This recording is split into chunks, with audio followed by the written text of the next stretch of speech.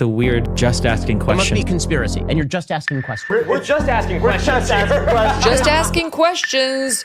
Just asking questions. We are entering into an epistemological crisis. You cannot cope with vast amounts of information in the old fragmentary classified pattern. In this information crisis, there was a notion that unfettered communication was always going to be good. The right to speak comes from our rights to know.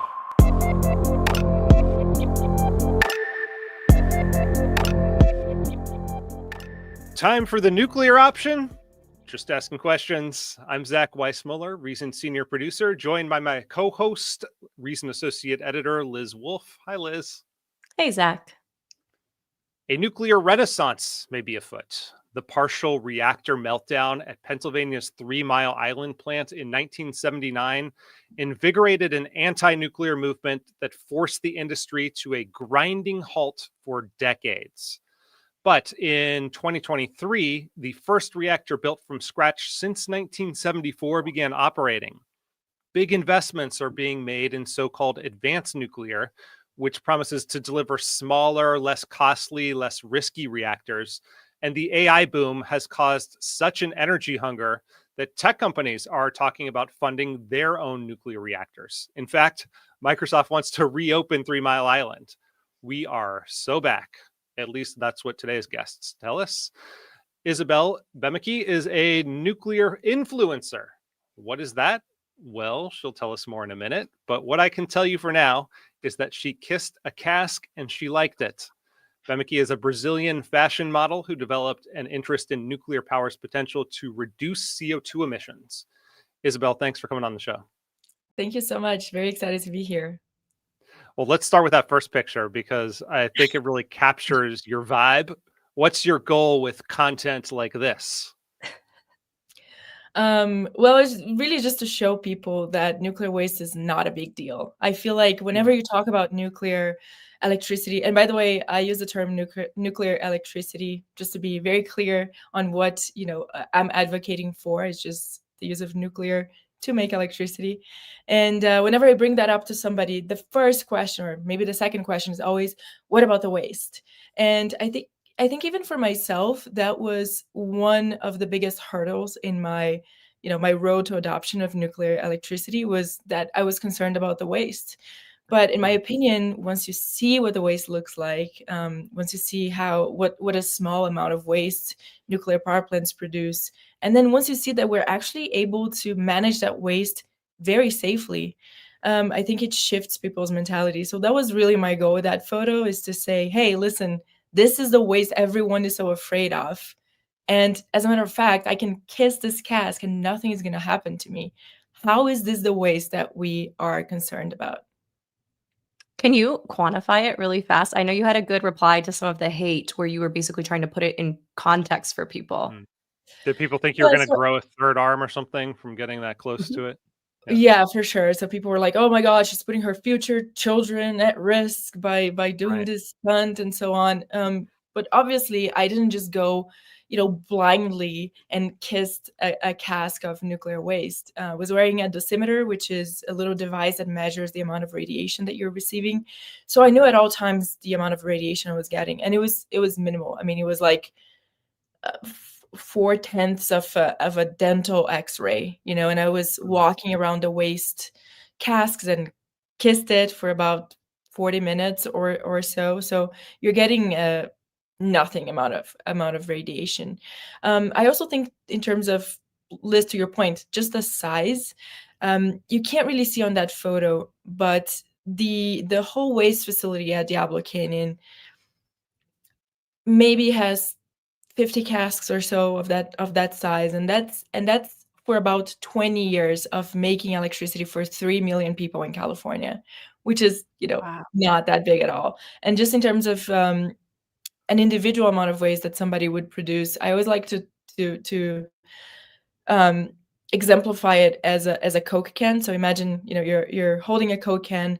If you got your whole life's electricity from nuclear, the amount of high-level waste or spent fuel that you leave behind would fit inside of one Coke can. So it's not big at all. Just that's because of how energy dense uranium is. So a lot of the advantages of nuclear are because of how dense the fuel is. And that's one of them, is that it produces a very, very small amount of waste. So why do you like nuclear energy so much? And what are people missing when they write it off as like needlessly risky and, untenably risky? Well, why do I like nuclear so much? We might have to go back in time a little bit. But And this nuclear was helped us build a time machine to get there. Yes, exactly. We're gonna have to That's build what they it. do in Back to the Future. He uses plutonium, I think. But yeah, go Right, ahead. yeah, it's a nuclear fusion reactor, I'm pretty sure. Yeah. So back in 2019, I'm sure everybody here remembers the fires in Australia and the Amazon.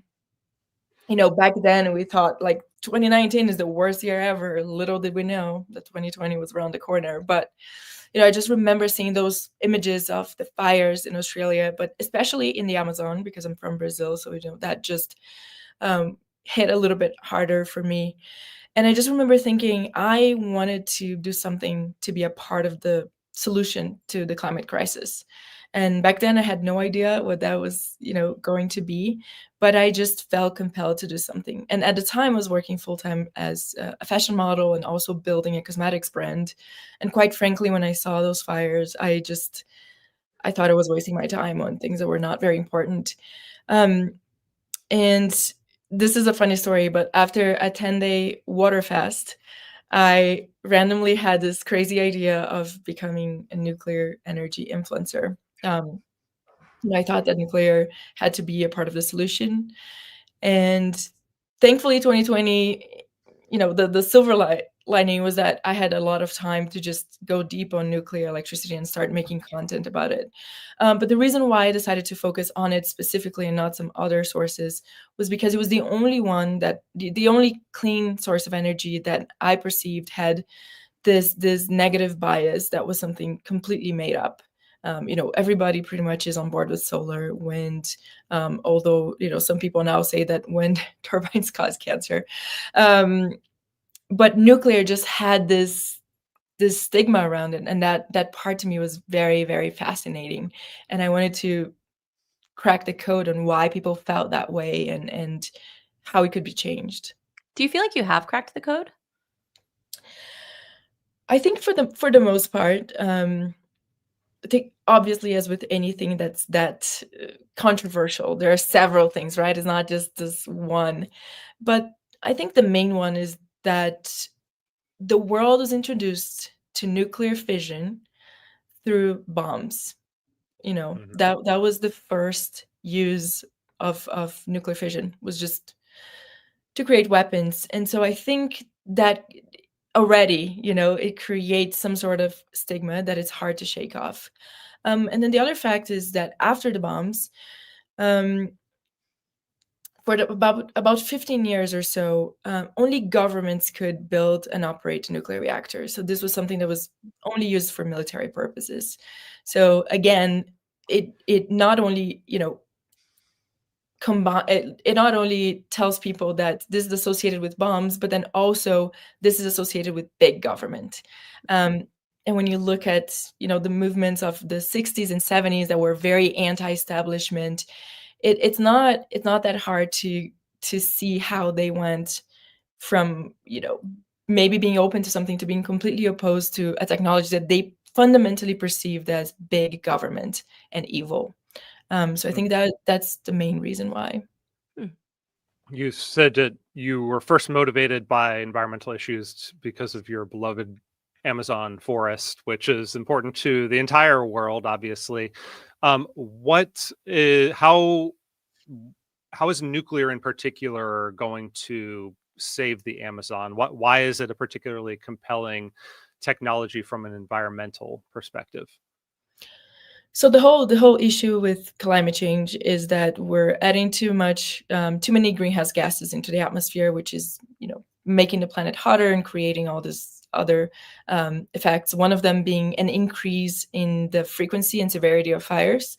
And, it's obviously I can't track that specific fire in the Amazon to climate change, but we know that fires are increasing in frequency and severity. And so I think as much as I can't be sure, it was something that compelled me. But in terms of how nuclear fits into this picture, is that we know that to stop those effects, we have to stop pumping greenhouse gases into the atmosphere.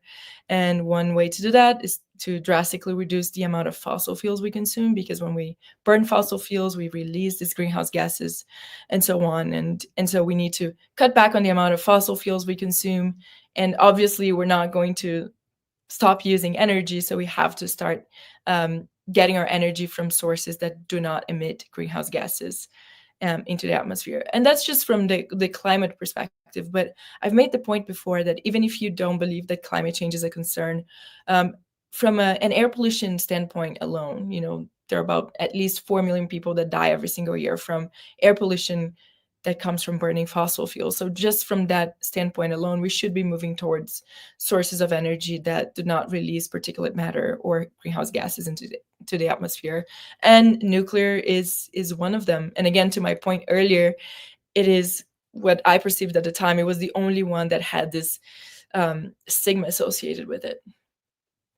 So, I mean, the cask that you kissed was at Diablo Canyon, right? Yes. And I know you were part of the movement to save Diablo Canyon. Here's a picture. You can see Isabelle there standing next to the podium. Tell me about that fight there in California, because you're making this case for the environmental benefits of nuclear. California is supposed to be the green state, and yet they have been shutting down plant after plant, and Diablo is, the last one standing, and you managed to save it. Tell me a little bit about the importance of that fight of Diablo Canyon. It's funny that California claims to be the leader in clean energy and the most concerned with climate, when in reality Texas has the largest amount of clean energy sources, which is very confusing to a lot of people. But yeah, unfortunately, California for decades was extremely anti-nuclear. I see California as actually the birthplace of the anti-nuclear movement in the United States, and in many ways, Diablo Canyon was the symbol of that movement. Back when it was being built in the 60s, it was protested by hundreds of thousands of people. I mean, people put themselves on the gates, stopping workers from coming in. People were arrested.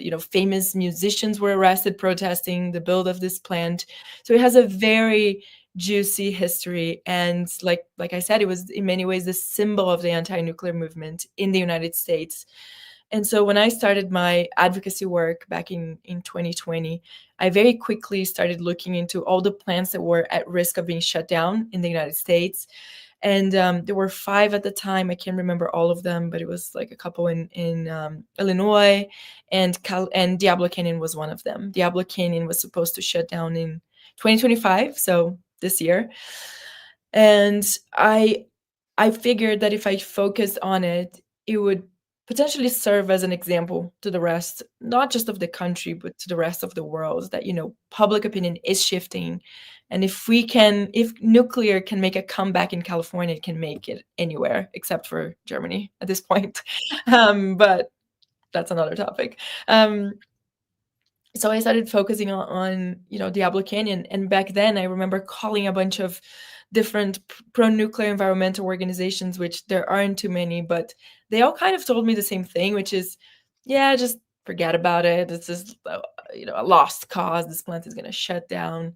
But I just kept asking. Why were they so pessimistic at that point? Was the environmental movement in California just kind of categorically against nuclear power? So they were very, yes, they were very jaded, mainly because most of those people had participated in an effort to try and save Diablo Canyon back in 2018, if I'm not mistaken. And that failed. So PG&E made a deal with a bunch of different environmental organizations to shut the plant down in 2025. So I think a lot of people thought, we've tried this. It's not going to happen. What I thought was different back in 2021 was, well, several things. First was California was dealing with blackouts, or at least the risk the very real risk of blackouts. If you live in California for the last 4 or 5 years, you have received flex alerts every summer, which is this text messages telling you to stop using electricity, turn off your air conditioning, don't use laundry machines, which is just absolutely insane if you think we're in a first world country, that people are going to be told to please stop using electricity. And so I thought that had changed. It was also back then, there was a very new electric vehicle mandate. So after 2030 or something, the only sales of new cars in California could be electric vehicles. So what that meant is, a lot of people would start using more electricity at night, which is when most people charge their cars. And, California relies very heavily on solar. Sun is not shining at night, so you're not getting electricity from them. So, it made sense to me that they would want to keep a source of clean energy that actually works at night and pretty much all the time. So there are a couple of things like that had changed that gave me hope that this could be successful this time around. But, most people were very, very jaded on it and thought it was a waste of time for sure. Why should progressive environmentalists care about nuclear? Should they be championing it? Like, have you made any surprising alliances, or have you found any people who really understand this the way you do? In the progressive movement? Mhm. I think absolutely. The past 2 years I've been spending a lot of time with just people in the environmental movement, because a lot of times whenever you are in the nuclear electricity space, you just want to talk to people in that space as well, because obviously they understand your arguments and where you're coming from. But I've made an effort the past 2 years to just go beyond that and really connect with people in the environmental movement. And their responses, it's pretty similar to people everywhere. They'll, behind closed doors, they'll come up to you and say, I support nuclear, but I'm so afraid to say it publicly. And the point I keep making is everybody's saying the same thing. It's a little bit of what happened in regards to the woke stuff, where for years everybody would say, yeah, I'm kind of terrified of this woke culture, but I'm terrified that if I say something publicly, people will come after me. And now, of course, it's being more normalized. But it's kind of the same thing here, where everybody behind closed doors says, I support this technology, but I'm afraid to say so publicly.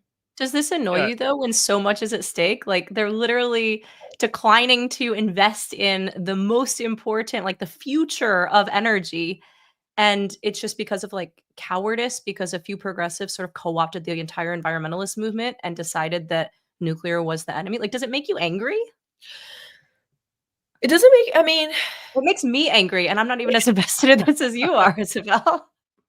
well, I think I see my role more as just like, how can I help people get to that point? So Yeah. it doesn't make me angry. I just think, okay, how can I give people the courage to do so? And I think those things, they happen slowly, right? You just have to empower people to feel like they have. First of all, a lot of people feel like they don't have the facts. Mm. They'll say, "Oh, I support nuclear," and then somebody will ask, "Well, what about this one thing that happened in 1970 something?" And the person gets terrified because it is already such a controversial topic, and then they feel like they don't know enough, all the information that they need to have in order to go and advocate for it. So I just see my role as, how can I actually empower these people to go and be open about their support? But Do you I feel think like it's changed dramatically in the past year or so.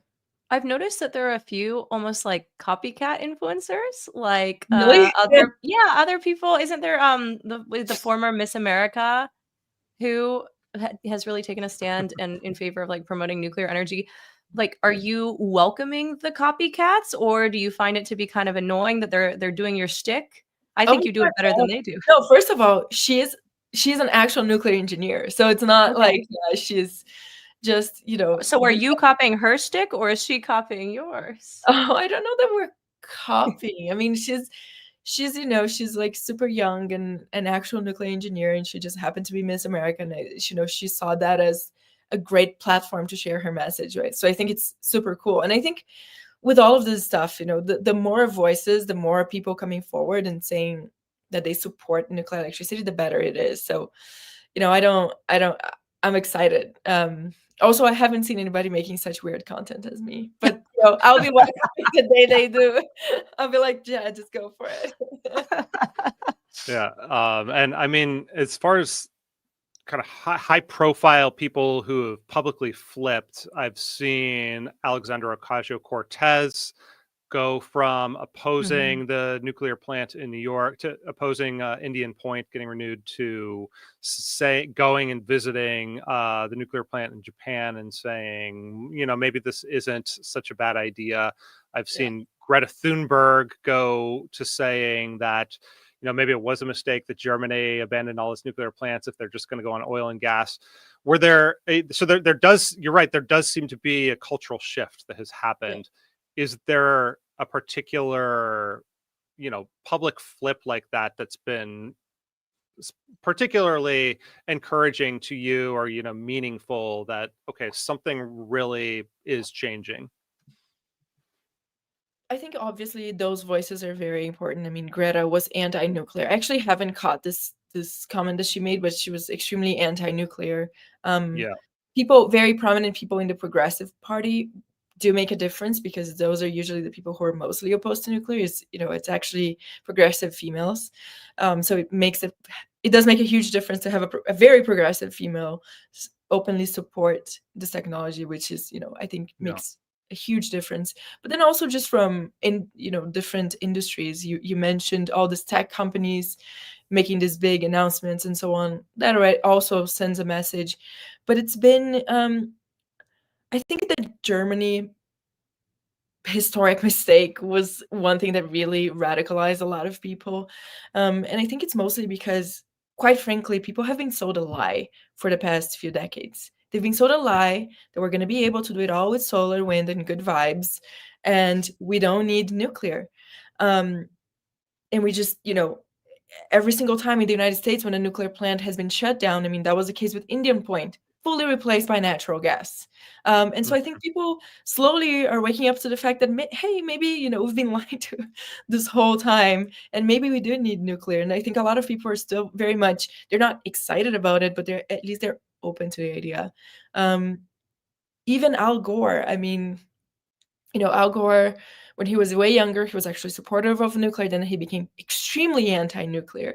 But I just recently saw him in an event, and he said he's excited about all these announcements, and he hopes the nuclear industry gets their shit together and figures out how to build stuff on time and on budget, which is a huge flip. Unfortunately, the only person who's still extremely anti-nuclear is Jane Fonda, but there's hope, maybe. Also RFK, right? Oh, RFK, yes. I mean, but I can change him. No, just kidding. I change him, Liz. I noticed that Germany keeps coming up over and over again. I wanted to roll a clip that we'd prepped of Sweden's Deputy Prime Minister of Energy, who is basically venting her frustration at what Germany has done. John, could we roll that really fast? Today's discussion on the future of the energy policy for Europe. Last week in Sweden and in a few other countries, we had soaring electricity prices.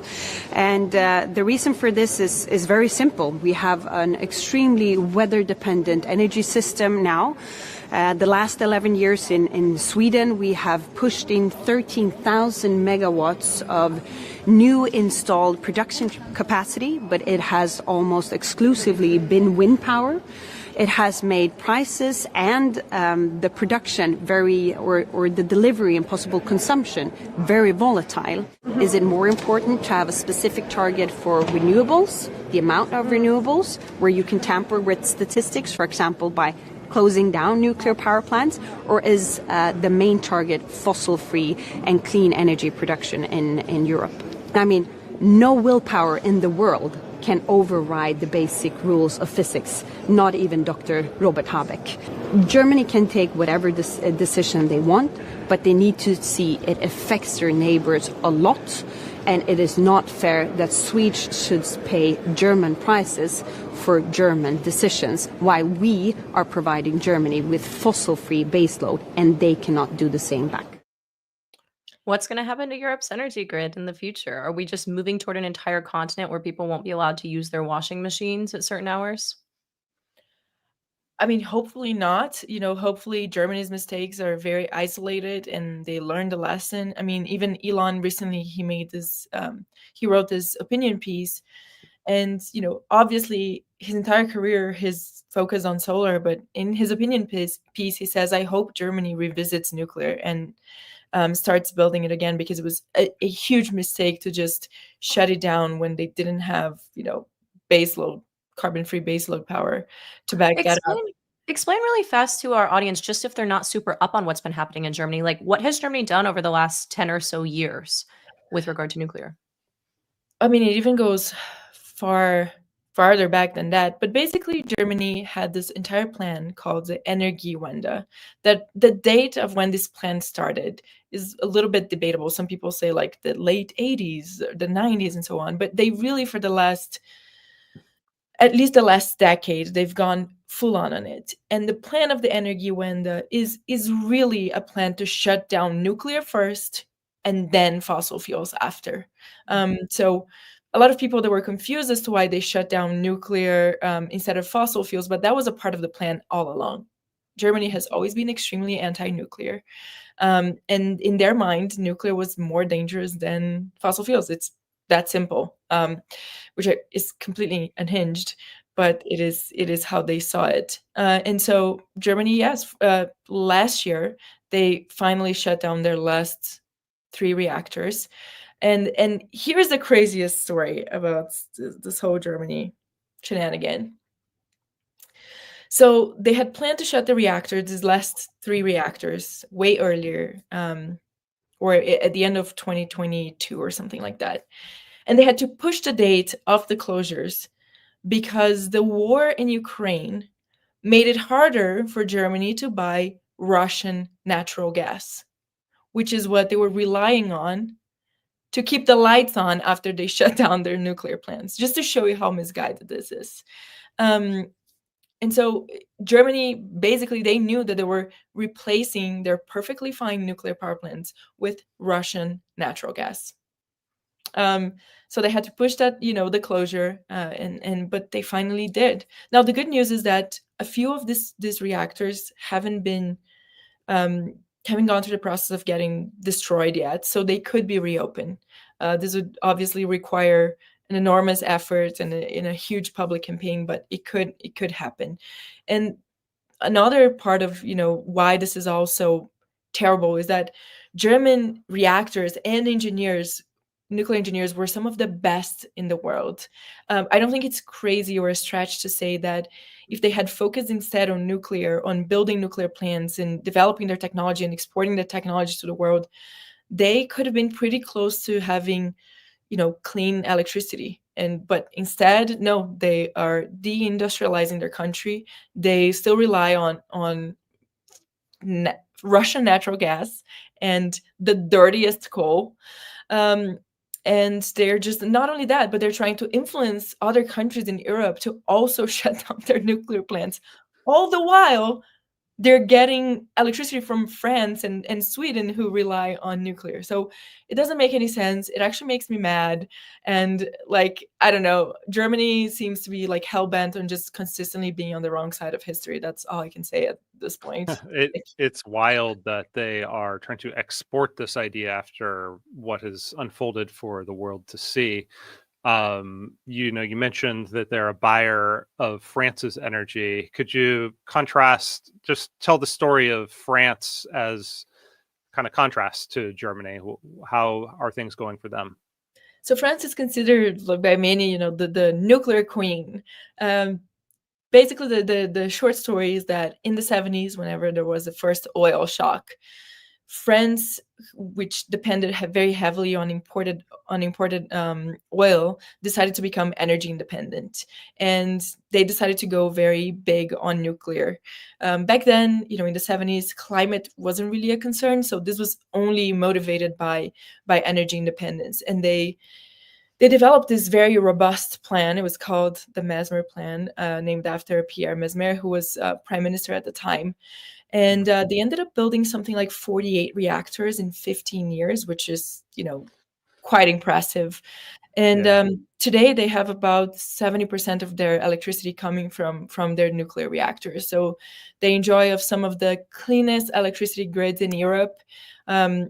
Also some of the cheapest historically. Last year was kind of a weird time, but historically they've exported that cheap electricity to other countries. And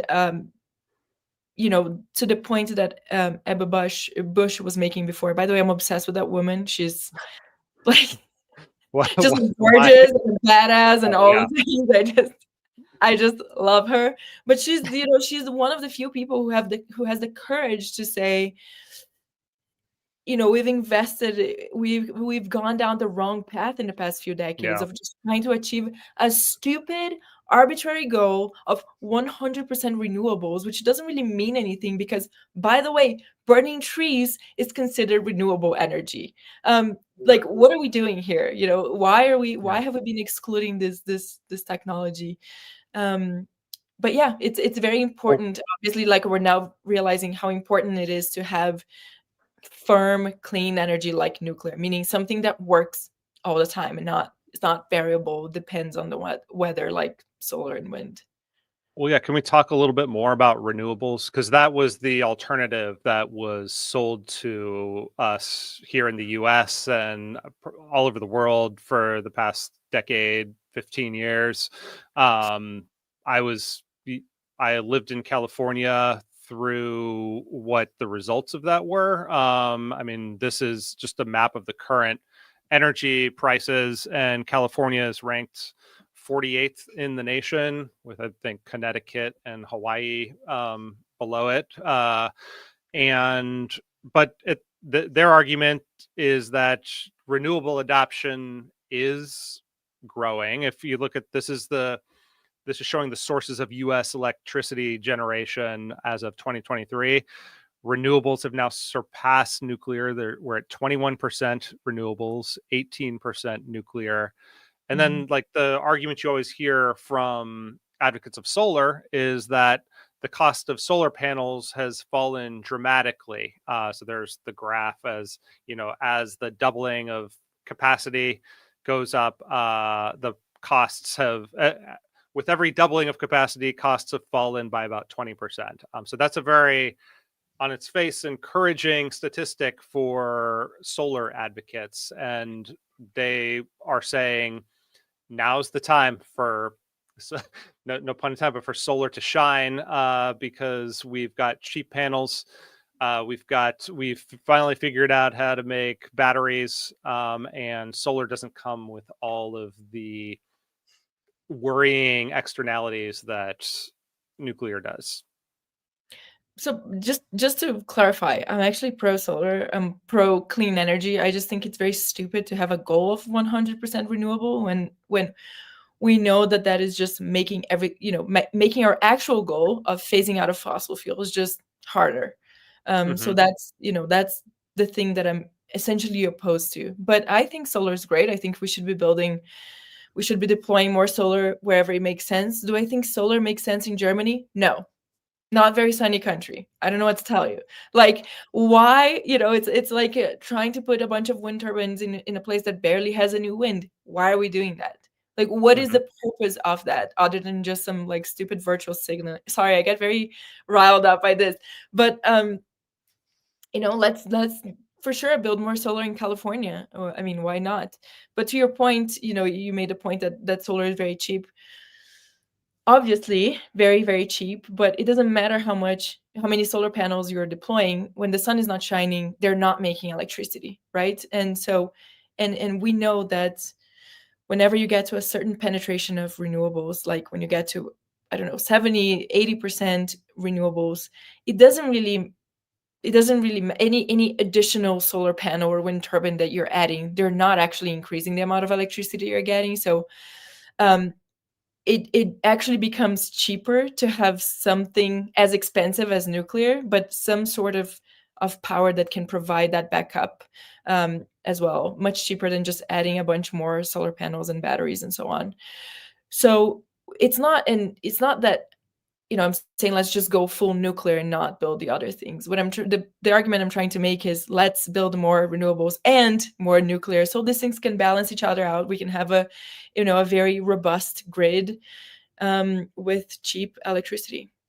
Okay, so if I'm understanding you correctly, you're proposing something that makes a ton of sense, right? It's this idea of, 70% renewables, but there also needs to be some sort of emergency supply of additional electricity because, people use an awful lot of electricity. In order to keep things going, we need multiple and sort of diverse sources of energy. If we have a ton of days that aren't sunny in a row, that's a big problem if you have a 100% solar panel reliant system.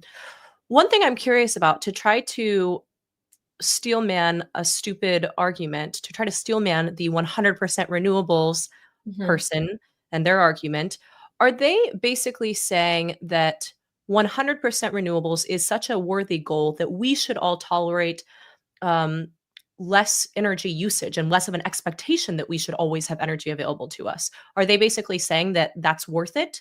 Is that sort of like a baked in implicit part of their argument? I don't know if they're saying that's worth it or if they're saying that that's the goal. Okay. I But think regardless, they're, like, not being pragmatists about the yes. fact that people just have more energy needs than a 100% renewable system can realistically accommodate. Yeah, but Okay, I think to be fair to for some of them, that is the goal. The goal is less energy consumption.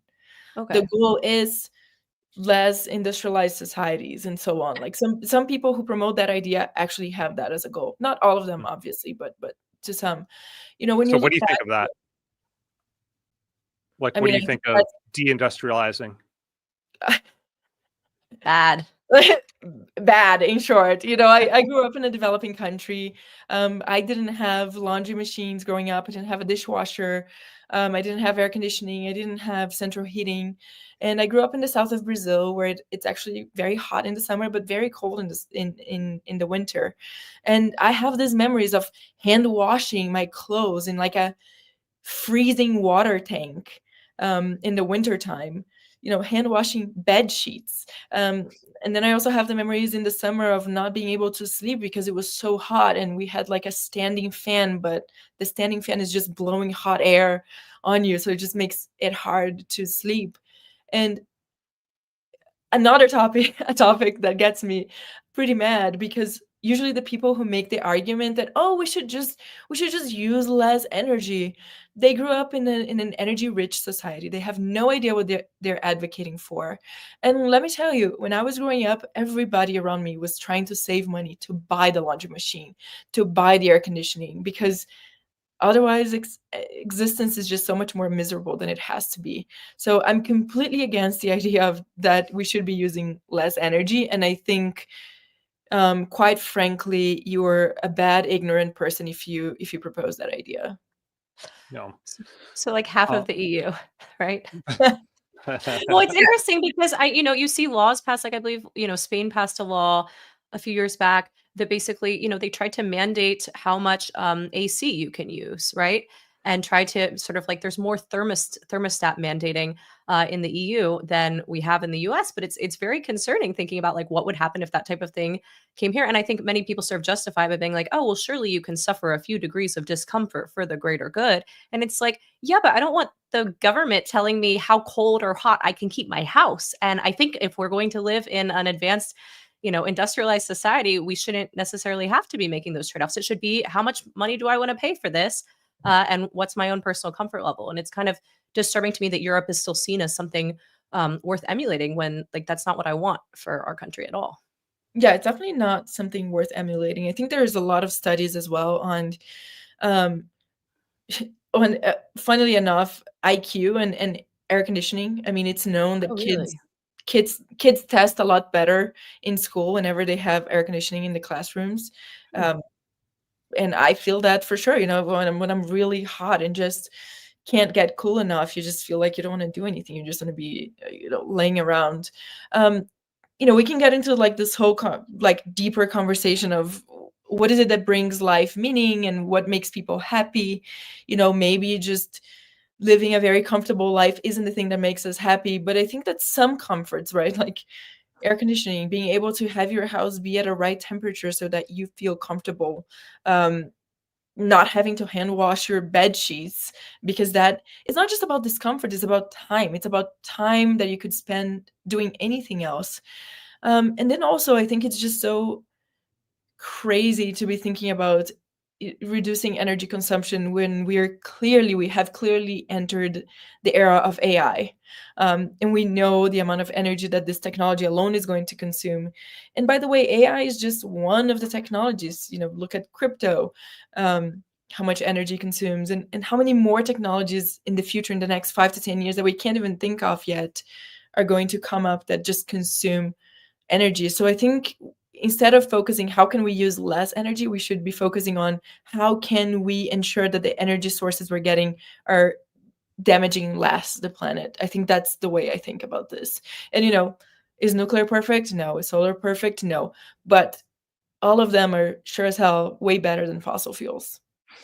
Yeah, I think it's very telling that China is betting big on nuclear right now, because this is a country that is not interested in going the EU route. They want to keep growing and are focused on economic growth. I don't think we should take our cues from China on just about anything, but it's worth noting what they're doing, because what this Bloomberg article flags here is that China could approve another 100 nuclear reactors over the coming decade. It greenlit a record 11 reactors so far in 2024 and is on track to leapfrog the US and France to become the global leader for nuclear power generation.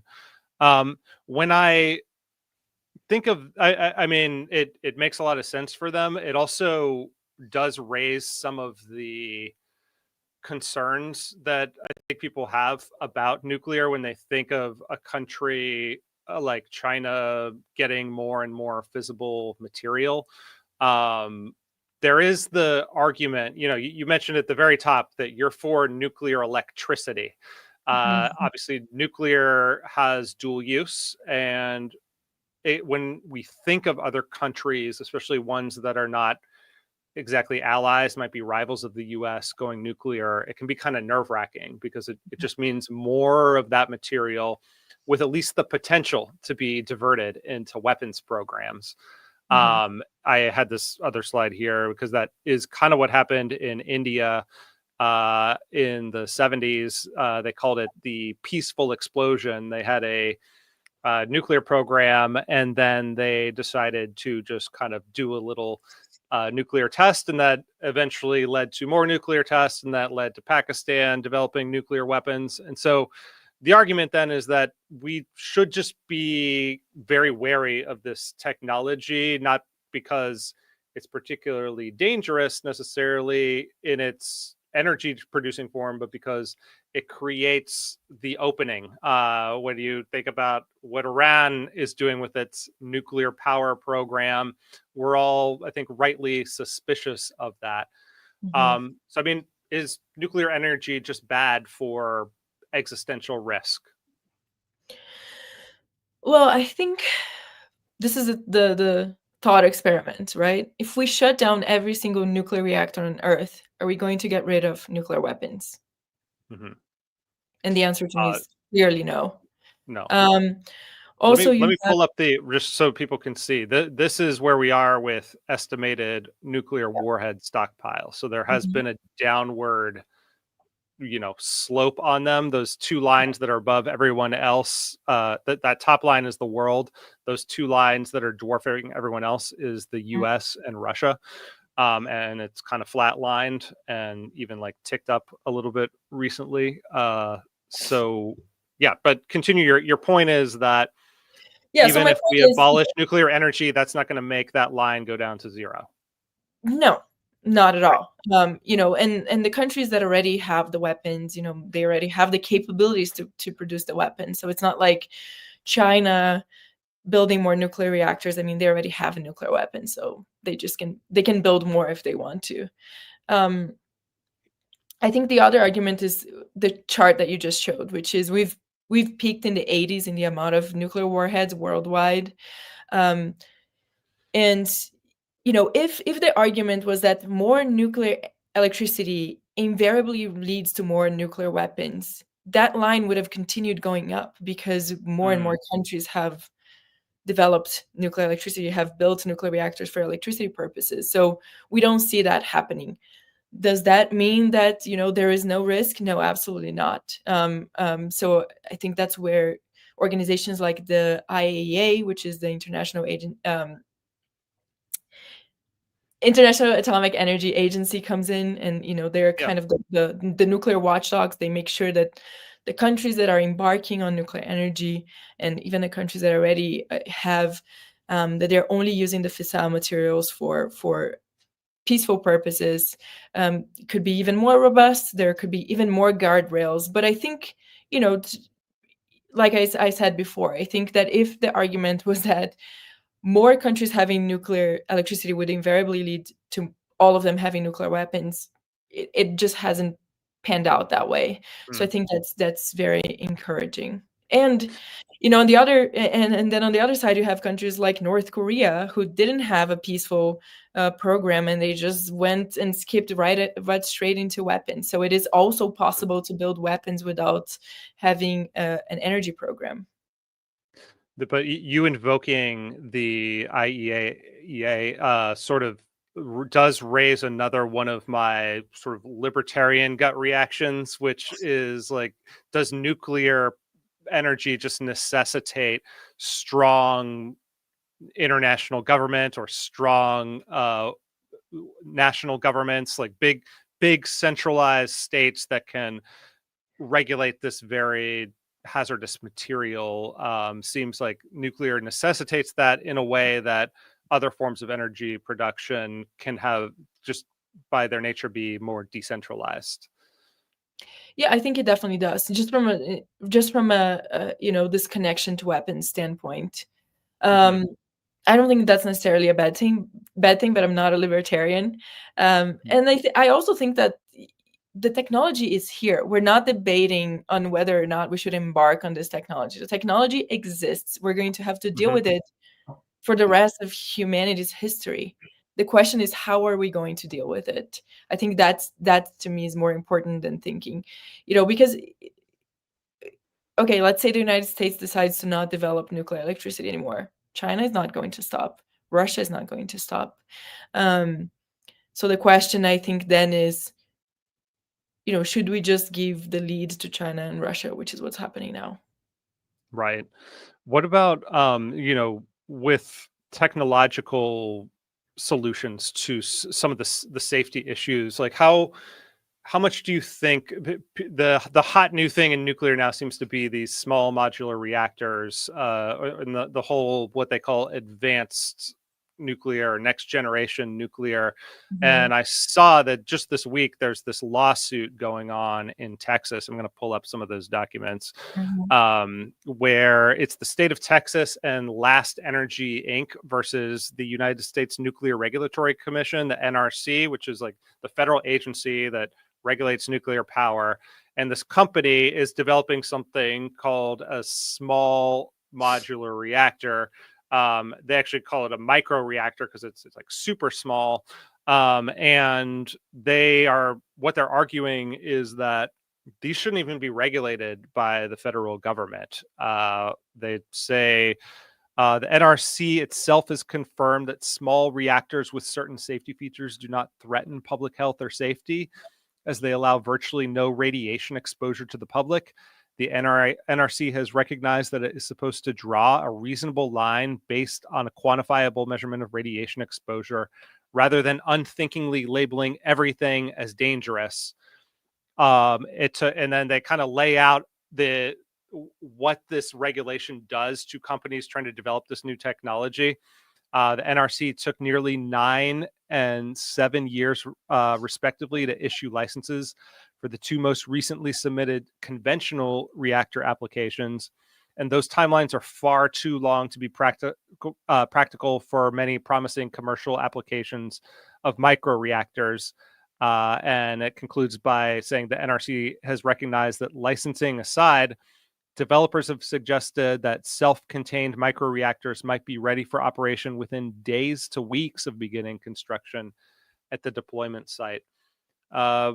what are your thoughts on, the next generation of nuclear and how that might change the picture? First, let's talk about why we started talking about this next generation of nuclear, right? What happened was basically the United States became really, really bad at building large reactors on time and on budget. This started happening in the early 70s. It obviously got much, much worse after the 3 Mile Island accident, where regulations started changing as people, as companies were building in the middle of building their power plants, and so they had to comply to the new regulations. Obviously, became incredibly expensive, and then there was a lull of 30 years where we didn't build a single reactor in the United States, which is, I mean, just imagine the amount of brain drain from an entire industry and, the loss of know-how and so on. So I think a lot of people in the industry thought we will never build another large reactor. How can we solve these problems? How can we solve the problems that these large reactors are too expensive and take too long to build?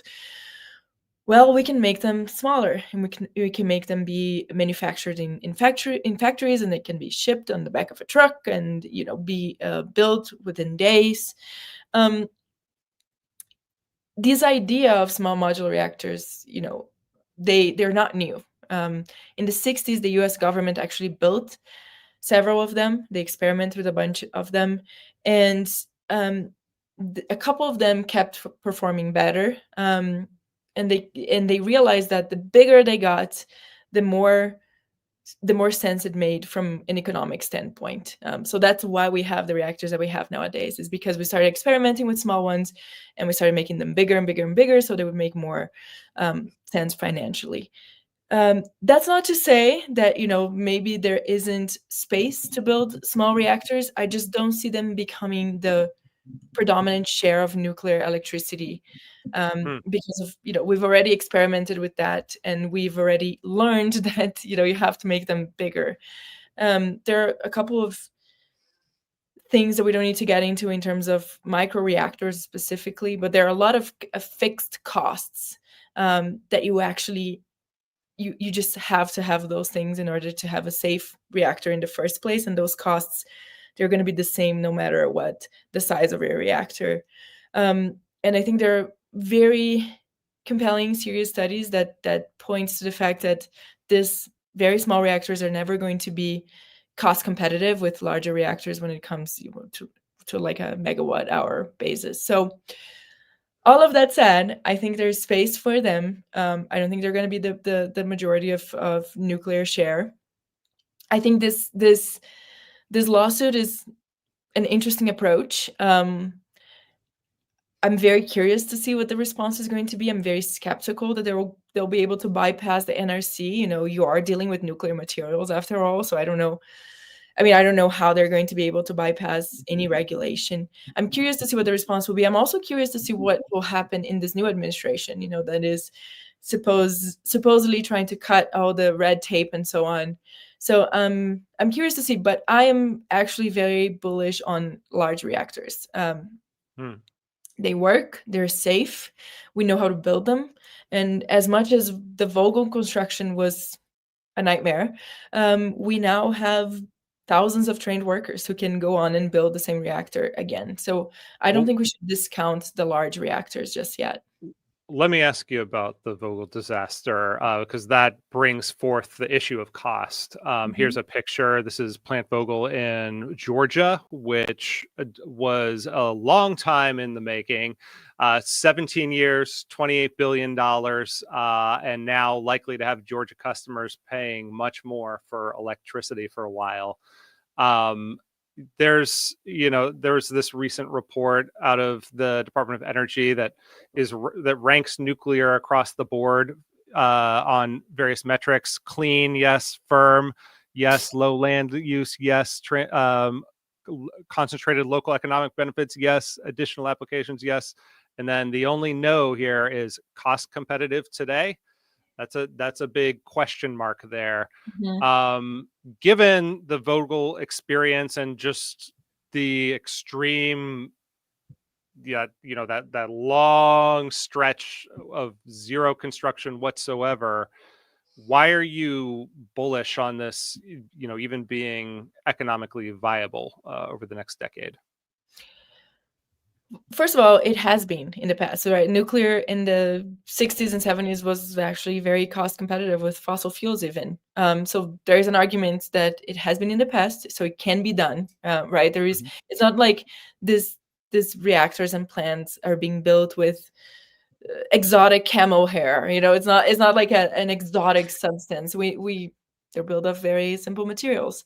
The other argument is that China is building them for a lot cheaper. China has a very suspiciously similar model to the AP1000. And I'm not saying anything. I'm not accusing anybody. I'm not saying there's industrial espionage going on there. Yeah. Anyway. And they're being able to build those reactors in 3 to 4 years, and I think something like 3 billion each. So it is already feasible. It is just a question of, will the United States get there, and what will it take? And I think obviously what it will take is what it always takes, which is to build more of the same thing over and over and over again, so you bring costs down. Even in the case of Vogel reactor number 4 was already a lot cheaper than Vogel reactor number 3, because they've learned a bunch of things as they were going through the process of building it. So we can absolutely bring the cost down. And I think here's the other crazy thing. There was a study a couple of years ago by Jesse Jenkins, who has an energy lab at Princeton. And as I talked about before, when you get to a very high penetration of renewables in the grid, it actually still makes sense to pay for very expensive nuclear, even at Vogel costs maybe, because that is providing something that is invaluable to the grid, which is, again, that very stable, clean electricity source that can back up the variable renewables and so on. So I think the argument of cost, is a valid argument, but I think we have plenty of data that it can come down. The question is, but I mean, those timelines that are referenced in the lawsuit, 7 years, 9 years to get a permit, is that a problem that you think can be solved? For sure. I think for some of them, I don't think it's 9 years to get a permit. They might be talking about getting licensed for new reactors and so on. Yeah. So that's a different thing. If I'm talking about existing reactors that are already licensed through the NRC, then we're not talking about taking that long. But yes, there's still a long process to get site permits even. It's like something like 5 years. And those things should absolutely be cut down, because it's a lot of the same stuff that SpaceX has to deal with. Whenever they do a rocket launch, they have to make all this study to show that if the rocket falls in the ocean, it's not going to kill a shark. Or the bird impact. I know SpaceX. Or like the bird impact or something like that. So there are definitely things like this that could be cut down. But the main idea that micro and small reactors don't need to be regulated through the NRC, I think it's like an interesting route, but I'm skeptical that they'll be able to pull that off.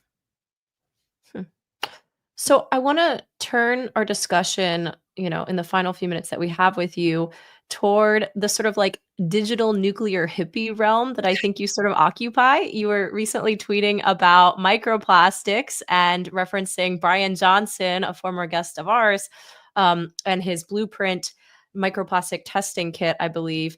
You're talking about how you are just like part of a really weird corner of the internet, and how, you love nuclear electricity, but we're over medicated. There's a bunch of toxins in our environment. You've talked elsewhere about the microplastics thing. Why are you concerned about microplastics, but not about nuclear radiation? I think I was actually working on a post about this because it was very confusing to a lot of people, especially people who are nuclear advocates, because they're like, how much misinformation people spread about radiation and nuclear. And I think the main difference here, it really just boils down to evolution. So radiation is all around us. Every single living organism on planet Earth has evolved on a radioactive planet. And because radiation decays with time, actually, when the first life forms emerged on planet Earth, they were dealing with a much more radioactive environment. And this radiation comes from cosmic rays, which is from space. They also come from radioactive rocks like uranium, thorium. And so we have evolved on a radioactive planet, and our bodies have evolved adaptations to that. So our cells know how to deal with a certain amount of damage from radiation. Plastics, on the other hand, have been around for 100 years, which in evolutionary terms is a blink of an eye. So we obviously have not evolved mechanisms to be able to deal with whatever impact they have on our bodies. And we there's a lot of evidence at this point that all these chemicals in plastics, like BPAs, BPS, phthalates, some other ones, they are endocrine disruptors. And I don't think it's a coincidence that as plastics are just widespread, we're seeing things like a decrease in testosterone in men. I mean, since the 1980s, testosterone has dropped 1% a year. A 30-year-old man today has something like 30% less testosterone than his grandfather had at 30 years. Puberty in girls is accelerating. The age where they begin puberty has dropped. People are having reproductive issues. And, I know obviously that correlation doesn't imply causation, but I think if we don't make a lot of noise, how are we even going to start studying these things? And another part is that radiation is very easy to measure. We know how much we're getting. We can avoid it, if we want. You cannot do certain diagnostics like CT scans, X-rays. You can travel less because when you're on an airplane, you're exposed to more radiation. But plastics are literally everywhere. There's this new study that came out where this group of people analyzed something like 300 products from the Bay Area, and like 80% of these products had microplastics and these chemicals we just talked about in them, including meat, including organic, pasture-raised meat from Whole Foods. It's just everywhere. It's in the clothes that we wear, it's in the air that we breathe, in our water. So I think, it makes me crazy that we're just making this huge experiment with ourselves and also our children. And I'm very concerned about it. Well, so I'm curious because I'm fascinated by the endocrine disruptor issue. Are there other things that you see as plausible culprits beside the microplastics? I mean, there could be like a variety of things, just Yeah. obesity being one of them that we know. There could be other chemicals as well that we're exposed to. I think I don't know if forever chemicals have been proven to be endocrine disruptors, but that could be, I mean, there could be a myriad of other things. I'm focused on the microplastics one because it just seems to be something that hasn't really been studied deeply. And like I said, it's just so pervasive everywhere. So it's something that I'm very concerned. But yeah, I'm sure there are a bunch of other things that we should be concerned with. Well, I'm curious. Well, can I ask one follow-up on the microplastics thing? Sure. Zach is more plastic skeptical. Also, I'm pretty down with the microplastic stuff. Zach is the one we need to convince here. Mhm. Well, I feel like I am contractually obligated to mention that Reason Magazine has written there's a skeptical piece about the microplastics narrative, which we will link in the episode description for people to check out. I don't have a strong dog in the fight. I don't know. I have no idea. Have you cut plastics out of your home, Zach? No, but my bigger question is really about the sort of overlap between that tweet we brought up has like the Maha it's very RFK adjacent, and that's like where the strange contrast is like RFK was one of the environmental attorneys who was trying to shut down Indian Point in New York and like obsessing over, very small radiation levels in the Hudson River. How do you, as the nuclear queen, like reconcile that in your mind? Your sort of affinity for RFK lifestyle, but do you worry that your allies are right, that's going to tip over into, we need to like obsess over minuscule levels of radiation? I hope it. I mean, I hope it doesn't come to that, because I think there are way more important things that we should be worrying about. For example, making sure that public schools have healthy foods. Things that are way more important than whatever minuscule levels of radiation, in the Hudson River. But I think, to your question, like, how do you reconcile that? I don't. I think RFK is wrong about a lot of things. One of them being nuclear electricity. I think he's right about some things. One of them being, maybe we shouldn't be giving kids in public, or just kids in general, a bunch of soda and highly processed foods. And maybe we should be looking into plastics and so on, and a bunch of other chemicals in our environment. So I don't have to fully agree with him to be on board with some of the things that he's proposing. That's in general how I operate. So I think he's very wrong about a lot of things. I'm curious, do you feel like we're at the beginning of like a new dawn, like a new era of like sort of holistic health? Because it seems like there's a whole, I don't know, maybe it's just the accounts that I follow on Twitter and the people that I'm friends with. I don't know whether we're plugged into some of the same circles here. We probably have But the same there's almost this thing where like I don't even know how to describe like the cluster of topics, but the plastics thing is definitely something. Yes. Increasing like Botox skepticism, a fair amount of like sort of alt science for like what should we, like prenatal vitamins are out, but like there's a lot of other things you ought to be doing in pregnancy, like eating eggs a bunch, like eat your raw eggs, but don't take your prenatal vitamins. Like there's just this whole cluster of topics that people seem to be sort of circling around, where they're like, the conventional wisdom is super wrong. The government provided wisdom is super wrong here. And we don't really know, the things that are leading to chronic disease, to horrible rates of obesity in this country, to so many issues with, for example, like low testosterone levels. Like, I feel like there's something really weird happening. It's like I'm sensing it in the air. Maybe it's just the fluoride in the water that's gotten to me and like lowered my IQ points or whatever. But like, are you noticing this too? And do you have any theories about where this is going?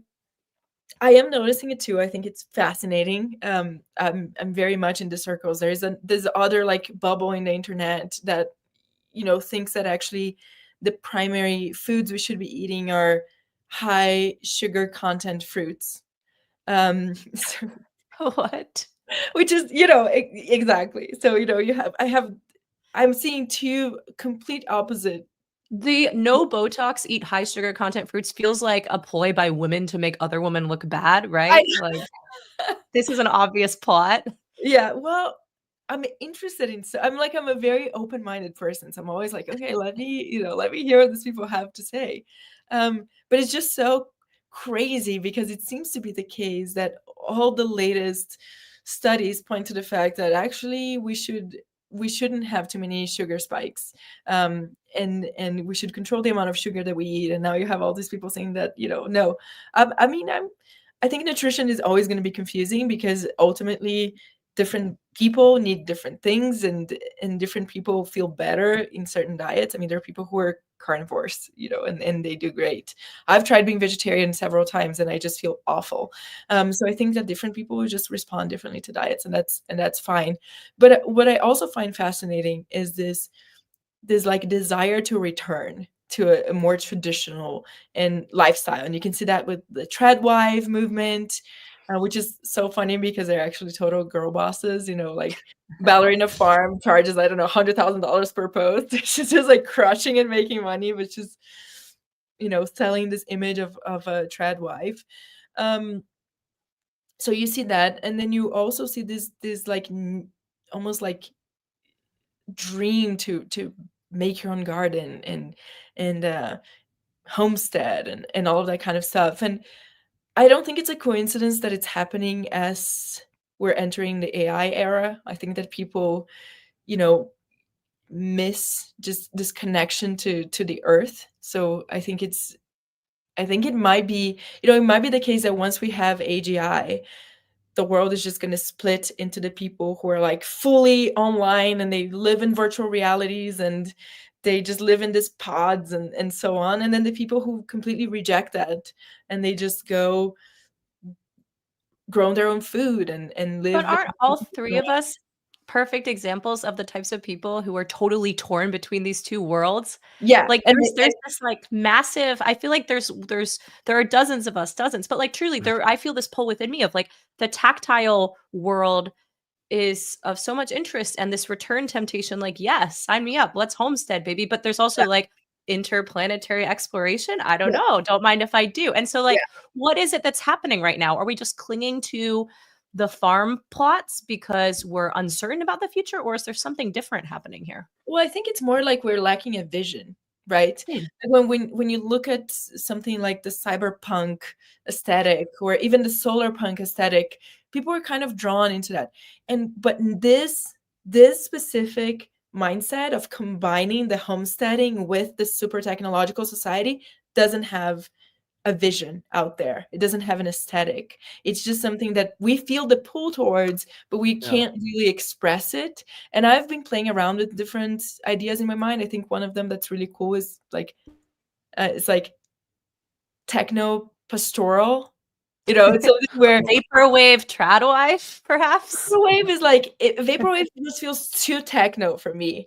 Okay, I feel like techno pastoral is kind of the perfect in between, and it has that, but because pastoral to me just evokes that image of the trad, you know, like hanging your clothes to dry on a line and stuff like that, but you still have, again, like space exploration, and you know, you have high-speed internet. I want the humanoid robot to be hanging up my clothes to dry on a clothesline outside while I frolic with my kid.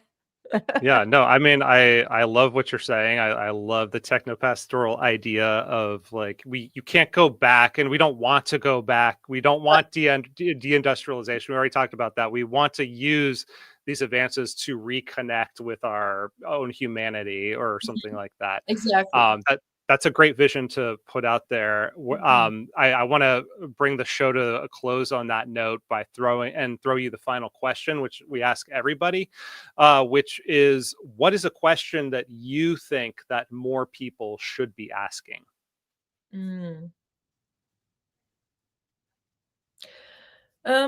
Just that's been kind of lately in my mind is like, how can I be useful in this next step of human evolution?